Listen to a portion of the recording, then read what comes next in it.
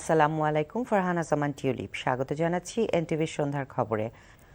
গণমাধ্যমকে সত্য ও বস্তুনিষ্ঠ সাংবাদিকতার আহ্বান জানিয়েছেন প্রধানমন্ত্রী তারেক রহমান।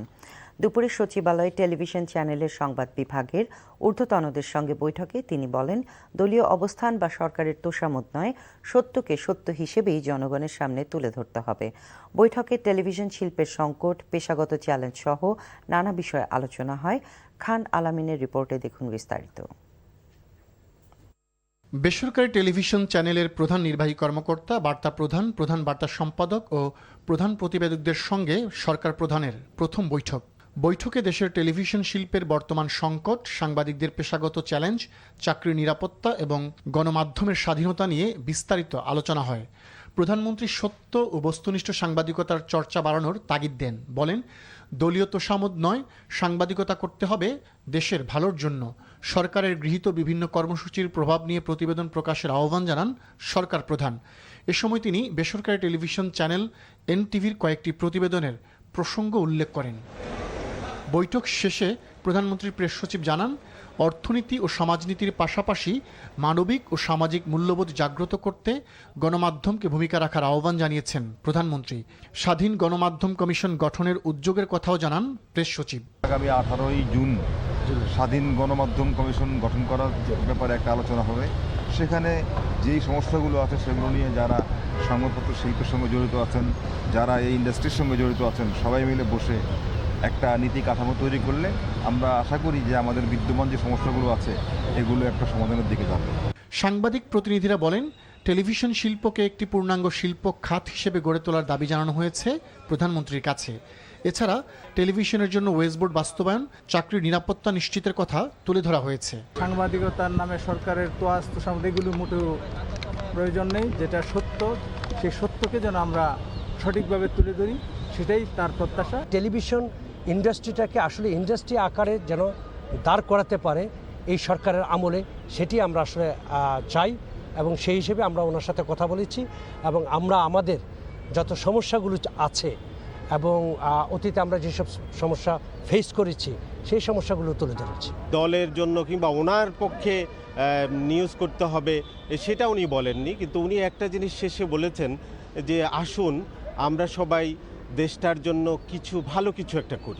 বৈঠকে গণমাধ্যমের গ্রহণযোগ্যতা বৃদ্ধি, সরকারের সহযোগিতা এবং সংবাদ মাধ্যমের স্বাধীনতা রক্ষায় কার্যকর নীতিমালা প্রণয়নের বিষয়েও আলোচনা হয়। খান আলামিন, এনটিভি নিউজ, ঢাকা। প্রধানমন্ত্রী তারেক রহমানের উপদেষ্টা ডাক্তার জাহিদুর রহমানের সঙ্গে দিল্লি বিমানবন্দরে অসৌজন্যমূলক আচরণের জন্য ঢাকায় ভারতের ভারপ্রাপ্ত হাইকমিশনার পবন বারাকে তলব করে তীব্র প্রতিবাদ জানিয়েছে পররাষ্ট্র মন্ত্রণালয়। দুপুরে রাষ্ট্রীয় অতিথি ভবন পদ্মায় ডেকে ঘটনার বিষয়ে তীব্র অসন্তোষ জানানো হয়। এই ঘটনাকে অনাকাঙ্ক্ষিত উল্লেখ করে প্রয়োজনীয় পদক্ষেপ নেওয়ার কথা জানান পররাষ্ট্রমন্ত্রী ডক্টর খলিলুর রহমান। রিপোর্ট করছেন ফাহাদ মোহাম্মদ। দিল্লি বিমানবন্দরে প্রধানমন্ত্রীর পলিসি ও স্ট্র্যাটেজি এবং তথ্য ও সম্প্রচার বিষয়ক উপদেষ্টা ডাক্তার জাহিদুর রহমানের সঙ্গে অসৌজন্যমূলক আচরণ করা হয়। ইন্ডিয়ান ওশান রিম অ্যাসোসিয়েশন সম্মেলনে অংশ নিতে ভারতে গিয়েছিলেন তিনি। তবে দিল্লির ইন্দিরা গান্ধী আন্তর্জাতিক বিমানবন্দরে পৌঁছার পর ইমিগ্রেশন কর্তৃপক্ষ তাকে দীর্ঘ সময় অপেক্ষা রাখে এবং জিজ্ঞাসাবাদ করে। পরবর্তীতে উচ্চ পর্যায়ের হস্তক্ষেপে ভারতে প্রবেশের অনুমতি পেলেও সফর বাতিল করেন ডাক্তার জাহিদুর রহমান। পরে শ্রীলঙ্কা হয়ে সোমবার সকালে ঢাকায় ফিরেন তিনি। এই ঘটনার জেরে কূটনৈতিক হস্তক্ষেপ নেয় বাংলাদেশ। ঢাকায় ভারতের ভারপ্রাপ্ত হাইকমিশনার পবন বারাকে রাষ্ট্রীয় অতিথি ভবন পদ্মায় তলব করে তীব্র প্রতিবাদ জানায় পররাষ্ট্র মন্ত্রণালয়। নিজ মন্ত্রণালয়ে পররাষ্ট্রমন্ত্রী জানান, ঘটনাটি অপ্রত্যাশিত ও দুঃখজনক। এটা একটা অনাকাঙ্ক্ষিত ঘটনা, আপনি যেটা বললেন দুঃখজনকও বটে। এই বিষয়ে পররাষ্ট্র মন্ত্রণালয় যথোপযুক্ত ব্যবস্থা নিচ্ছে। পররাষ্ট্র প্রতিমন্ত্রী জানান, ঘটনার বিস্তারিত জানতে ভারতের পররাষ্ট্র মন্ত্রণালয়ের সঙ্গে যোগাযোগ করা হচ্ছে। আগে তো আমাদের মিনিস্ট্রি, আমাদের রেসপেক্টিভ ডিজি এটা জানতে হবে ঘটনাটা কি ঘটেছে। It's not welcoming, we don't expect this kind of events to happen, but আমাদের মন্ত্রণালয় এটা খোঁজ খবর নিচ্ছে, ইন্ডিয়ার সঙ্গে কথা বলছে। আমরা পুরো ঘটনাটা জেনে অবশ্যই যদি কোনো অ্যাকশন নেওয়ার থাকে আমরা সেই পদক্ষেপ আমরা নিব। তবে এ বিষয়ে ভারতীয় কর্তৃপক্ষের আনুষ্ঠানিক ব্যাখ্যা এখনো আসেনি। Fahad Mohammad, NTV news, Dhaka. রাজধানীর মগবাজারের ৮ দিন হাসপাতালে শিশু মৃত্যুর ঘটনায় স্বাস্থ্য অধিদপ্তরের তদন্ত প্রতিবেদনের বিরুদ্ধে কালই আপিল করতে যাচ্ছে কর্তৃপক্ষ। বিকেলে সংবাদ সম্মেলনে একথা জানান হাসপাতালের নির্বাহী পরিচালক ডাক্তার শেখ মহিউদ্দিন। তদন্ত কমিটির সব অভিযোগ অস্বীকার করে তিনি দাবি করেন, শিশু ওয়ার্ডে কার্বন ডাই অক্সাইডের মাত্রা বাড়ার কারণে মৃত্যুর অভিযোগটি সঠিক নয়। তবে বাতাস চলাচল বা ভেন্টিলেশন ব্যবস্থায় সূক্ষ্ম ত্রুটি রয়েছে কিনা তা পরীক্ষা ও সংস্কার করতে বুয়েটের বিশেষজ্ঞ নিয়োগ করা হয়েছে। এদিকে সম্প্রতি স্বাস্থ্যমন্ত্রী দাবি করেছিলেন, হাসপাতালের লাইসেন্স ফিরে পেতে ৮ দিন কর্তৃপক্ষ টাকা নিয়ে ঘুরছে। স্বাস্থ্যমন্ত্রীর এমন বক্তব্যের প্রতিবাদ জানান ডাক্তার শেখ মহিউদ্দিন।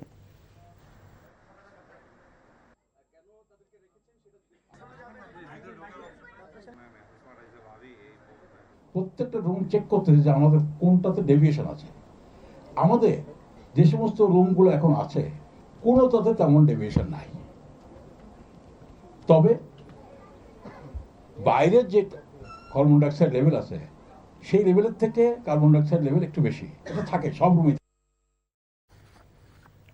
ভারতের পুশিন এবং সীমান্ত হত্যা বন্ধ না করতে পারলে পররাষ্ট্র ও স্বরাষ্ট্রমন্ত্রীকে পদ ছাড়তে হবে বলে হুঁশিয়ারি দিয়েছেন জাতীয় নাগরিক পার্টি এনসিপির মুখ্য সমন্বয়ক নাসিরউদ্দিন পাটোয়ারি। বিকেলে রাজধানীর শাহবাগে পুশিন সীমান্ত হত্যা ও নির্যাতন বন্ধের দাবিতে আয়োজিত বিক্ষোভ সমাবেশে তিনি এই মন্তব্য করেন।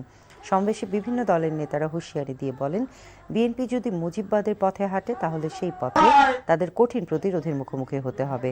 বিক্ষোভ সমাবেশে জামায়াত ইসলামের নেতারা ভারতের সাথে সীমান্ত হত্যা, তিস্তা সহ অন্যান্য অভিন্ন নদীর পানি চুক্তি এবং দ্বিপাক্ষিক ব্যবসা বাণিজ্য বাংলাদেশের ন্যায্য হিস্যার বিষয়ে ক্ষোভ প্রকাশ করেন।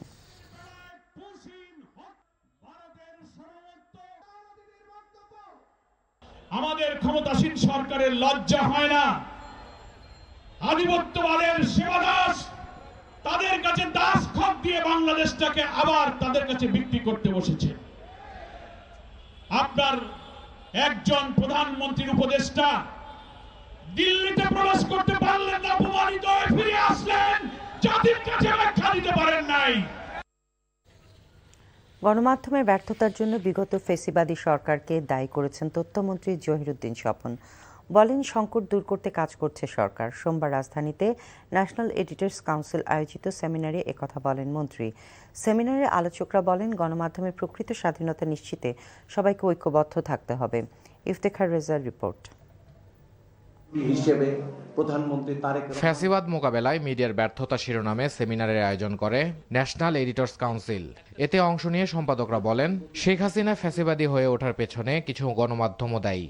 আমার দেশ পত্রিকার সম্পাদক মাহমুদুর রহমান বলেন, আওয়ামী লীগ আমলের মতো গণমাধ্যম দমনের পরিবেশ আবার ফিরে আসুক তা কেউ চায় না। সংবাদপত্রের প্রতি বা মিডিয়ার প্রতি যে অসহিষ্ণুতা, এটা শেখ পরিবারের জিনের মধ্যে আছে। আমি বর্তমান সরকারকেও বলবো, নিয়োগগুলো গুরুত্বপূর্ণ, কারণ নিয়োগগুলো মেসেজ দেয় যে সরকার আসলে কি বলতে চাচ্ছে, কি করতে চাচ্ছে। তথ্যমন্ত্রী বলেন, গণমাধ্যমের স্বাধীনতা নিশ্চিত করতে সরকার কাজ করছে। বাংলাদেশের গণমাধ্যম একটি শক্তিশালী প্রতিষ্ঠান হিসাবে গড়ে তুলতে আমরা পারিনি। এই পেশা রাজনৈতিক দায়িত্বের মতোই তেমন একটি পেশা যা প্রতিদ্বন্দ্বিতায় লিপ্ত থাকবে মতাদর্শের সঙ্গে, কিন্তু একই সঙ্গে দেশ এবং মানবতার সমৃদ্ধির লক্ষ্যে একটা ঐক্যবদ্ধতা চর্চা করবে। সরকার ও জনগণের মধ্যে সেতুবন্ধন রচনা করতে প্রতি মাসে সরকার প্রধানের সঙ্গে সম্পাদকদের বৈঠক হওয়া উচিত বলে মত দেন আলোচকদের অনেকে। Iftekhar Reza, NTV news, Dhaka. Family card বর্তমান সরকারের একটি গুরুত্বপূর্ণ প্রকল্প উল্লেখ করে অর্থমন্ত্রী আমির খসরু মাহমুদ চৌধুরী বলেছেন, এই প্রকল্পের সাথে কোনোভাবেই রাজনীতি সংশ্লিষ্টদের অন্তর্ভুক্ত করা যাবে না। আজ ফ্যামিলি কার্ড প্রকল্পের অগ্রগতি নিয়ে অর্থ মন্ত্রণালয়ে অনুষ্ঠিত এক আন্তঃমন্ত্রণালয় বৈঠকে তিনি এসব কথা বলেন। ফ্যামিলি কার্ড প্রকল্পের জন্য প্রস্তাবিত বাজেটে অতিরিক্ত ১,৪০০ কোটি টাকা বরাদ্দ রাখা হয়েছে। জনগণের করের এই টাকা যেই উদ্দেশ্যে ব্যয় হচ্ছে সেই লক্ষ্য পূরণ হচ্ছে কিনা সে বিষয়ে পর্যালোচনা করার জন্য সমাজ কল্যাণ মন্ত্রণালয় সহ প্রকল্প সংশ্লিষ্ট কর্মকর্তাদের নির্দেশ দেন অর্থমন্ত্রী। প্রস্তাবিত ২০২৬-২৭ সালের বাজেটে সমাজের প্রতিটি শ্রেণীর মানুষকে বিবেচনায় নেওয়া হয়েছে বলেও জানান তিনি। ২০২৬-২৭ অর্থ বছরের প্রস্তাবিত বাজেটে আবাসন নির্মাণ সামগ্রীতে শুল্ক বৃদ্ধি এবং জমির মালিকের ফ্ল্যাটে ১৫% নতুন কর আরোপের প্রতিবাদ জানিয়েছে রেহ্যাব। সংগঠনটির দাবি এর ফলে ফ্ল্যাটের দাম আকাশচুম্বী হবে এবং চাপে পড়বে 2 কোটি মানুষের আয়ের এই খাত।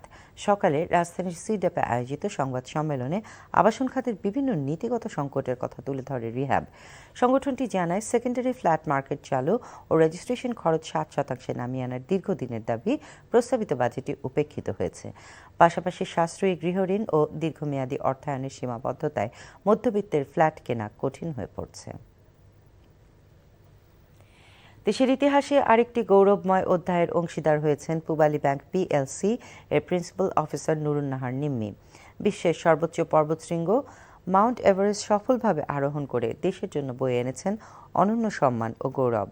সোমবার রাজধানীর মতিঝিলের পূবালী ব্যাংকের প্রধান কার্যালয়ে সংবাদ সম্মেলনে আয়োজন করা হয়। এতে ব্যাংকের ঊর্ধ্বতন কর্মকর্তারা, বিশিষ্ট ব্যক্তিবর্গরা উপস্থিত ছিলেন। এই সময় নুরুন নাহার নিম্মি তার এভারেস্ট অভিযানের বিভিন্ন দিক তুলে ধরেন এবং ভবিষ্যৎ প্রজন্মের জন্য অনুপ্রেরণামূলক বার্তা দেন।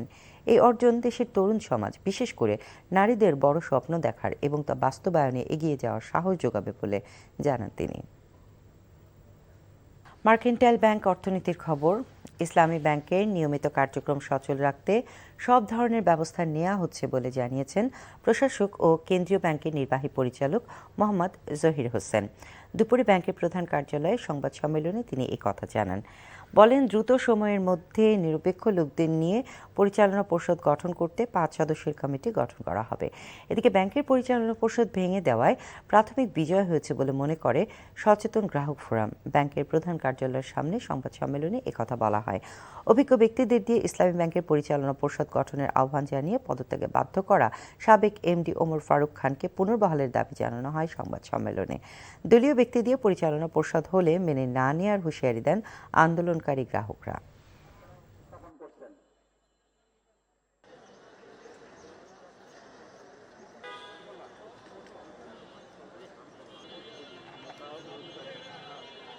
আমাদের প্রথম দাবি, অনতিবিলম্বে পরামর্শের ভিত্তিতে সৎ, যোগ্য, পেশাদার ব্যক্তিদের সমন্বয়ে ইসলামী ব্যাংকের পূর্ণাঙ্গ বোর্ড গঠন করতে হবে। সেই আমানতকারীদের আস্থা ধরে রাখার জন্য, তারপর আমানতকারীদের আস্থা ফিরিয়ে আনার জন্য এবং গ্রাহকদের যে স্বাভাবিক সেবা, ব্যাংকের যে স্বাভাবিক সেবা, সেটা নিশ্চিত করার জন্যই কিন্তু আসলে আমরা আমাদের যে আয়োজন, আলহামদুলিল্লাহ আজকে থেকে আমাদের নতুন যাত্রা শুরু হয়েছে।